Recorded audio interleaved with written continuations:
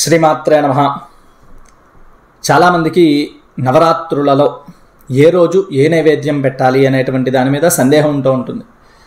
ఎప్పుడూ కూడా వసంత నవరాత్రుల్లో అయినా, ఈ ఆషాఢమాసం వారాహి నవరాత్రులైనా, దేవి నవరాత్రుల్లో అయినా, లేదా శ్యామలా నవరాత్రులైనా, ఈ నాలుగిటిలోనూ కూడా శాస్త్ర ప్రామాణికముగా ఈరోజు ఈ నైవేద్యమే పెట్టాలి అనేటువంటిది ఎక్కడా లేదు. అయితే నైవేద్యాలు పెట్టడంలో మాత్రం కొంచెం విశేషం ఉంది. అన్న నైవేద్యం అనేటువంటిది చాలా విశేషమైనటువంటిది, అన్నప్రసాదం.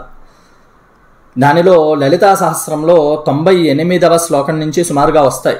పాయసాన్న ప్రియాత్వక్స్థాపసులోక భయంకరి, ఈ విధంగా వరుసగా కొన్ని నైవేద్యాలు వస్తాయి, అన్నప్రసాదాలు.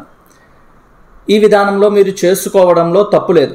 అంతేకాని మీరు నైవేద్యాల మీద పెట్టేటువంటి శ్రద్ధని పూజ మీద పెట్టడం మానద్దు. పూజ మీద ఎక్కువ శ్రద్ధ పెట్టండి. మీరు నైవేద్యాల మీద ఎక్కువ శ్రద్ధ పెట్టకపోయినా అమ్మవారు ఏమీ అనుకోదు. ఒకే నైవేద్యం పెట్టారనుకోండి, అందరూ కూడా అమ్మవారికి కూడా విసుగొస్తుంది. ఎవరి దగ్గరికి వెళ్ళినా కూడా ఒకటే నైవేద్యం, ఈరోజు పులిహార పెట్టండి అంటే అందరూ పులిహార పెడితే అమ్మవారికి మాత్రం తినాలి అనిపించద్దా? వేరే వేరే నైవేద్యాలు అందరూ పెడుతూ ఉంటే ఆవిడకి తినాలి అనేటువంటి కోరిక వస్తూ ఉంటుంది. ఈ లలితా సహస్రంలో చెప్పిన విధానంలో నైవేద్యాలని సిద్ధం చేసుకోండి.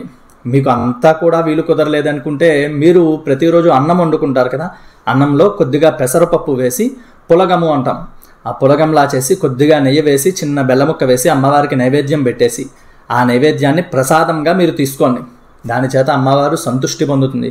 మీరు శ్రద్ధగా పూజ చేయండి. నైవేద్యం చేసినా చేయకపోయినా శ్రద్ధగా పూజ చేయండి. నైవేద్యంగా చిన్న బెల్లం ముక్క పెట్టినా కూడా అమ్మవారు సంతోషిస్తుంది. ధర్మాన్ని తెలుసుకుని ఆచరించండి. సర్వే జనా సుఖినో భవంతు.